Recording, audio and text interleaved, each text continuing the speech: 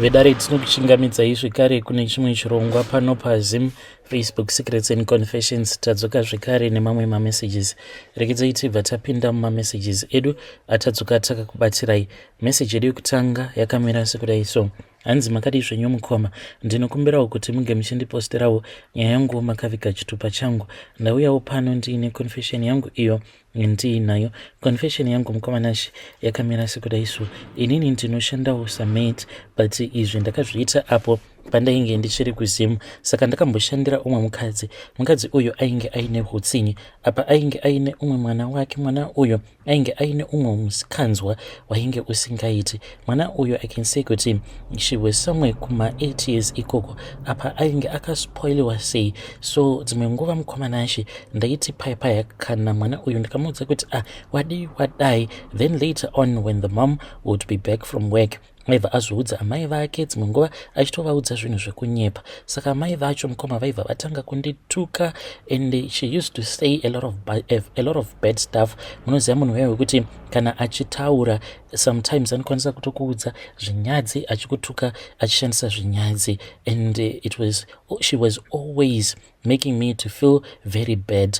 Mukoma ndakazoti ndadzokera hangu kumusha, saka amai vangu vakabva vanditi, iwewe, you have changed, you are no longer that happy person that you used to be. Chiko chiri kumboitika kwauri. Ndobva ndangotanga kungochema paya. Saka ndakabva ndazovaudza masituations awo andainge ndichisangana nawo. Ndokubva vazoti vainge vachida kuenda neni kune umwe muprofita. Vakabva vazoenda neni paya. Saka muprofita uya akabva azoti pandiri painge paine mhepo yainge yakashata. Mhepo iyo yainge ichikonzeresa kuti ndinge ndichibatwa rafu namadam boss vangu. Saka ndakabva ndazopiwa mishonga saka ndakabva ndazopiwa minamato iyo yaakanditi unofanira kuti unge uchishandisa minamato iyi. Zvino ndakazoti ndava kuda kudzokera kuHarare, ndopa ndakabva ndazodzokera kumba kwemuprofita uya, because painge paine zvimwe zvaainge akandiudza zvandainge ndisina kunyatsokukwanisa kunzwisisa. Saka ndakadzokera kuya wanenge kwemuprofita uya ava kutondinyenga kutoti ndinokuda this and that. Iniwo ndakabva ndabvuma, even though ainge ari munhu ainge agara aine mudzimai wake. Saka mukuzodanana ainge ava kungogara achingondifonera achindibvunza kuti were they treating me well, but ndikabva ndati kunoku I don't understand, because ndakashandisa minamato iya madzibaba just like what you told me to do, but still mukadzi uyu anogara achingonditira rafu. Saka muprofita uya akabva ati haisi nyaya, iwe zvatava kuita panapa ndezvekuti ndava kuda kuti tinge tichivaitira minamato yekumadokero, because mukadzi uyu ndoda kuti ange achimbotambura. Saka mukuzonotambura kwaachazoita mwana wake achirwara, kwose kwaanenge achifamba anenge achiudzwa kuti anofanira kuti ange achiuya kwandiri, inini ndini ndinokwanisa kumubatsira, uye zvekare ndichatotanga kuti murume wake ange achizorota. Mukunorota kwaanenge achiita anenge achirota inini ndichibatsira mudzimai wake. Ndakabva ndati it is okay. So ndakabva ndatanga kuita zviya zvaainge achindiudza kuti ndaifanira kuti tige ndichiita, uye zvekare aiti kana akanditi munamato watiri kuita nhasi uri kufanira kuti ungochitenga chakati nechakati. Ndaibva ndatoenda kumashops ndobva ndanotenga zvinhu zviya. Mukomanashi ndaitomboita dzimwe nguva dzekutoti ndaitoti paya pavanenge varara, then inini ndaibva ndazongosara zvangu ndiri mudining. Dzimwe nguva ndichiita sekunge ndainge ndichingochata zvangu ndiri paWhatsApp, then vaizoti kana varara paya ndopa ndaibva ndazotora macandle. Ndaiwanza kutora macandle maviri, rimwe rinenge riri rered rimwe riri reyellow. Then ndaibva ndazoenda nemacandles angu aya ndobva ndanopfugama pabedroom pavo. Ndichinopfugama pabedroom pavo mukoma ndiri kukunyeperai, hana yangu yaigara ichirova, but ivo madzibaba vaya vandainge ndodanana navo vainge vakandiudza kuti ivo vainge vandiitira munamato wekuti vanhu ava pandinenge ndichiita zvose zvandinenge ndichiita ivo vasazomuka. So ndaitoenda ndobva ndanopfugama padhuze nedhoo ravo, ndobva ndabatidza makendo angu aya, ndobva ndatanga kunamata ndichingokoka mweya yakashata. Mukoma munoziva chinonzi chose chakashata, mweya wose, dhimoni rose rinonzi rakashata. Ndainge ndichikoka nengirozi dzose dzekumadokero kuti ngirozi dziya dzinge dzichizouya dzichikonzeresa chose chinonzi chakashata pamhuri iyi. Zvadaro mukomana achi ndikangoti zvinhu izvi mushure mekunge ndapedza kuzviita, it was about 4 days later mwana wacho ndopa akabva azotanga kurwara. Mwana wavo akarwara mukoma, mwana wavo akabva atanga kurwara. Vakatanga vachamboenda naye kuclinic, kuhospital, kuzodzamara vava kuti zvimwe kuda inyaya yekuti vari kuenda kuma-government hospitals, ndokubva vazotanga kuenda nemwana uyu kuma-private hospitals. Mwana uyu vakabva vachizouya naye kuSouth Africa kunoko, uko kwainge kuina vatete vavo. Vakazama kufamba naye mwana uyu vachimurapisa kumadoctors akasiyana siyana, kumaspecialist. Aigara angori muchipatara achirwara mwana uyu. Then vakazoti vazoenda kune umwe muprofita. Ndo pandakabva ndachizotanga kunzwa manje iye murume waMadam Boss ava kubvunza nezvekuma-areas ekwedu, because ainge ava kurota sezviya zvandainge ndakaudzwa namadzibaba vandainge ndichidanana navo kuti ndoda kumuitira munamato yekuti anotanga kundirota ndichibatsira mudzimai wake uye zvekare ndichibatsira mwana wake. Ndo pandakabva ndazoti munhu uyu wamuri kutaura nezvake ina hangu handimuzivi, ndichambozama kubvunza. Ndo pandakabva ndazonzi ndaifanira kuti ndige ndichibvunza amai vangu.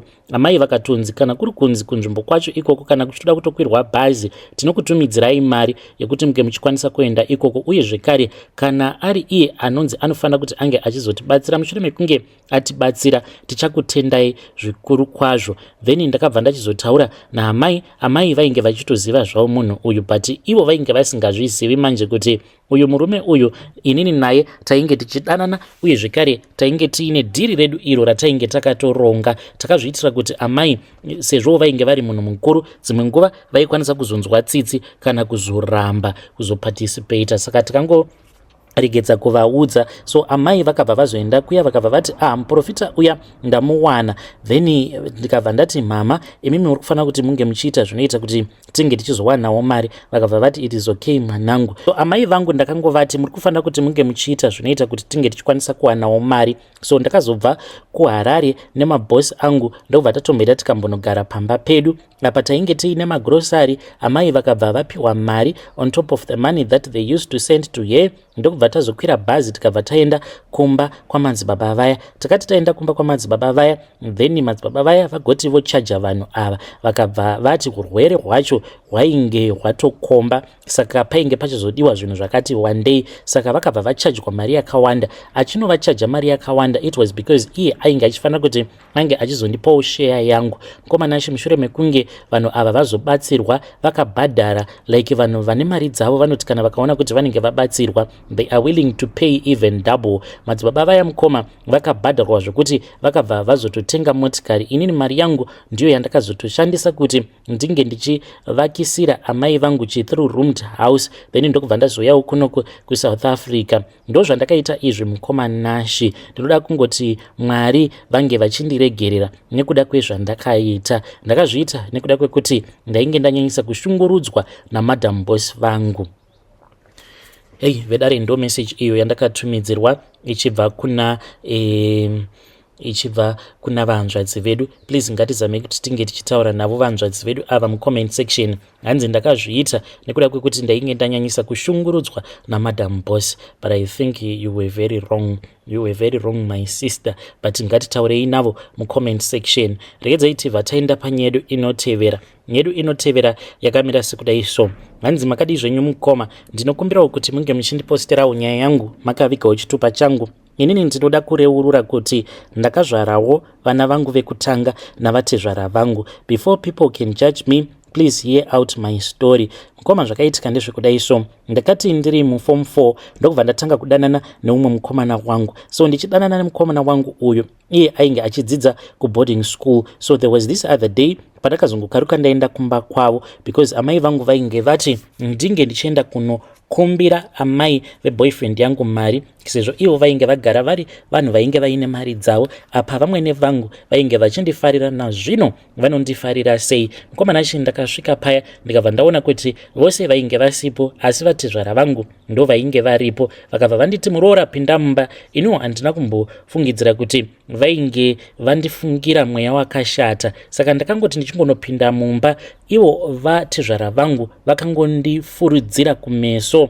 ndakazototi mushure mekunge ndatanga kudanana navo vatezvara vangu ndopa vakabva vazoti muroora, I am very sorry, inini ndine mushonga uyo wandakatemererwa muropa mangu, saka kana ndiine zvandinenge ndichida pamunhu, kana ndikangogara ndamufuridzira munhu iyeye, chose chandinenge ndichida kuti ange achiita anobva achiita. Mukomana acho vakazviita zvinhu izvi pandainge ndiri mukitchen. By the time patakazofamba tichizonosvika kudining, ini ndainge ndava kutonzwa havi yekuda kunosangana nemurume pabonde. Then vakazoti vaenda kubedroom, mukoma vakazoti kudzoka kubedroom, inini ndakazotoita zvekutosangana navo mupassage, ndava kunzwa kuti ndainge ndava kutoda kusangana nemurume pabonde. Ndokubva vanditora paya, takabva taenda mubedroom mavo. Ipapo pamubhedha wava mwene vangu ndo pandakanosika bonde navatezvara vangu. Mwedzi wakati uchinopera ndokubva ndadiscover kuti ndainge ndava nepamuviri. Zvino vakabva vachizoenda vakabva vazonotora mwana wavo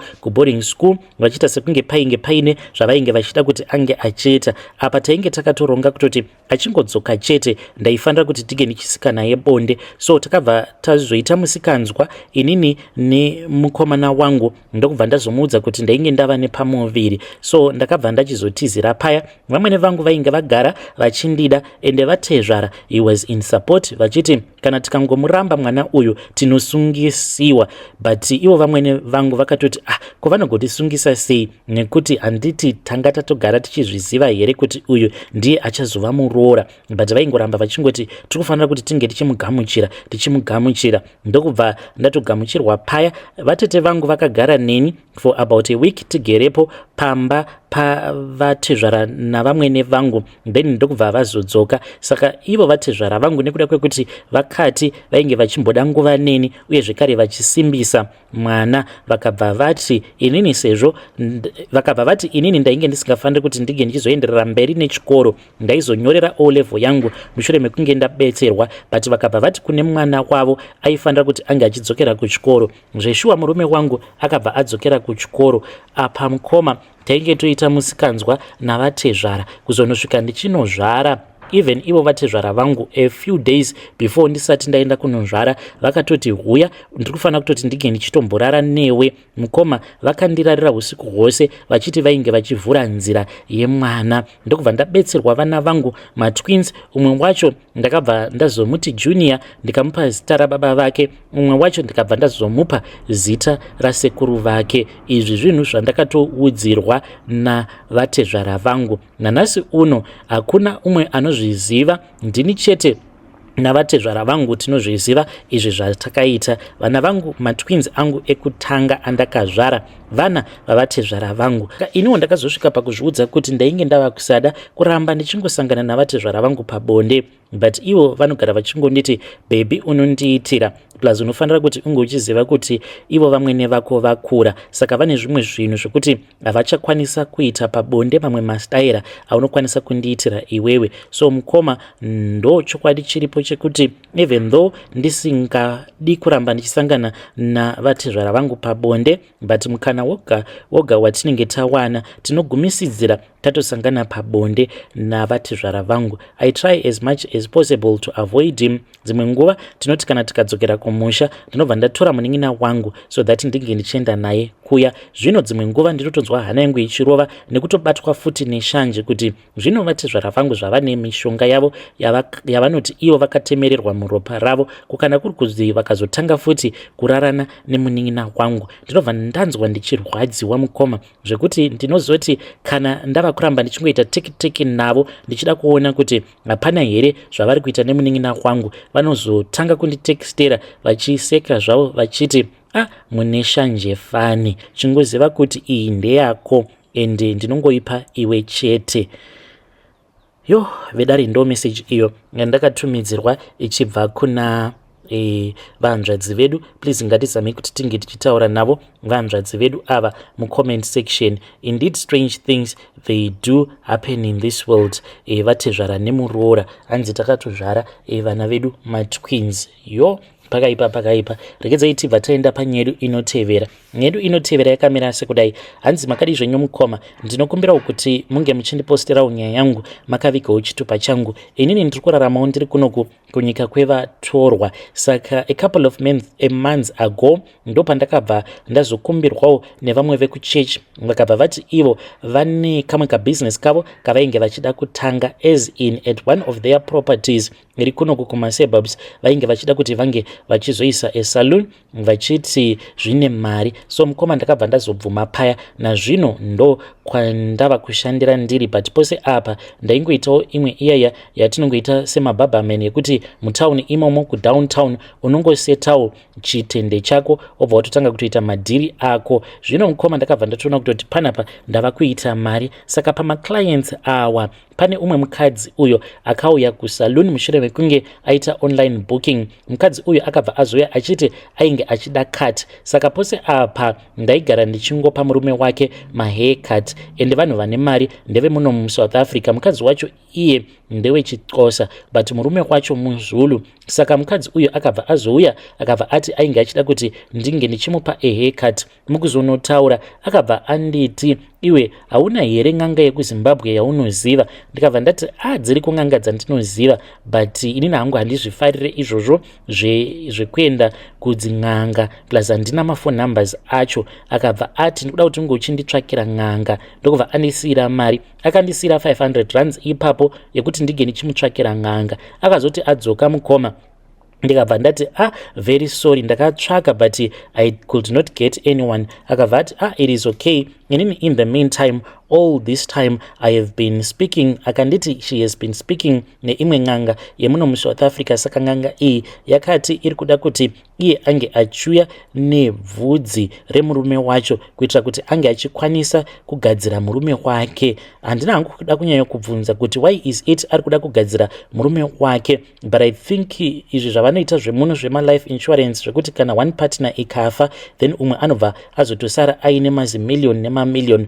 I think kuti ndo pari kubva nyaya ipapo. So ndisina hangu kubvunza kudaro, akabva azonditi iye ari kuda kuti ndinge ndichizoti paya patinenge ndichikata murume wake ndobva ndatora bvudzi. Akabva anditi but bvudzi iri ndoda kuti paya kana wava kuzonori nhongerera unofanira kuti unge uchikurura magloves ako, because unofanira kuti unge uchizoribata directly, like your skin has to come into contact with that hair. Hanzi kana wadaro unofanira kuti unge uchizoriisa muplastic. But ziva kuti inini even though ndiri kuti ndoda kukubhadhara, ndinokwanisa kungokubhadhara chete kana ndazoenda newe kung'anga kuna sangoma vacho ivavo, nekuti hanzi iye haatotendedzwi kuti panguva yacho iyoyo pavanenge vachiita zvemarituals avo ange achiribata bvudzi racho physically. Saka hanzi ari kufanira kuti ange achiwana umwe munhu uyo waanoita sekunge anonoshandisa uye zvekare anenge achimubatsira. Dare ndo message iyo yandakatumidzirwa ichibva kuna mukoma vedu.